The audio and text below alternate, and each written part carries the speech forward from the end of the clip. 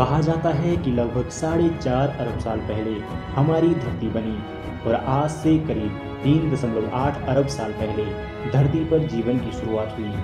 आज हम धरती के लाखों तरह के जीव जंतुओं के साथ रहते हैं। इनमें से कुछ हमारे करीबी हैं जो हमसे मेल खाते हैं, लेकिन कुछ बेहद अनोखे और अलग हैं। इतने अलग कि हमारी और उनकी समानताएं दूर दूर तक कहीं मेल नहीं खाती। लेकिन विज्ञान कहता है कि धरती पर रहने वाले सभी प्राणियों के पूर्वज एक ही थे। इस बात को मानना मेरे और आपके लिए बेहद मुश्किल है। यूं तो धरती पर जीवन अरबों साल से मौजूद है, लेकिन इनकी शुरुआत आखिर कहां से हुई, ये सबसे अहम सवाल है। धरती के सबसे बड़े हिस्से में समुद्र का विशाल साम्राज्य पूरी धरती पर फैला है और इसी के अंदर अरबों साल पहले बहुत छोटे जीवों ने जन्म लिया। आज हम समुद्र में रहने वाले व्हेल जितने बड़े और कभी न मरने वाले जेलीफिश जैसे प्राणियों को जानते हैं।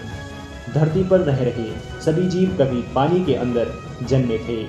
इस बात पर यकीन करना मुश्किल होता है कि हमारे दूर दूर के पूर्वजों ने कभी पानी से निकलकर कभी धरती पर चलना शुरू किया होगा।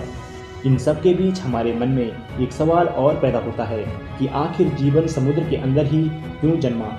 इसे जानने के लिए आइए चलते हैं आज से करीब 3.8 अरब साल पहले, जब धरती का माहौल बेहद कठोर था और ऑक्सीजन जैसी गैसों का कोई नामो निशान नहीं था। सूर्य की हानिकारक किरणों से बचने के लिए यहाँ कोई ओजोन लेयर नहीं थी। जीवन के पनपने के लिए धरती का माहौल नामुमकिन सा नजर आता था। समय के साथ साथ पतली ज्वालामुखी और आसमान से बरसते उल्कापिंडों ने धरती के सतह को उथल पुथल कर दिया। ऐसे में सबसे ज़्यादा सुरक्षित माहौल पानी के अंदर मौजूद था और पानी की इसी महफूज जगह में जीवन पहली बार पानी में विकसित हुआ और इस तरीके से जीवन का निर्माण पानी में शुरू हुआ। हालांकि पानी में पहला जीव किस रूप में था, ये आज भी एक रहस्य है। अभी तक हमने जाना कि इंसानों का जन्म अरबों साल के एवोल्यूशन के बाद हुआ।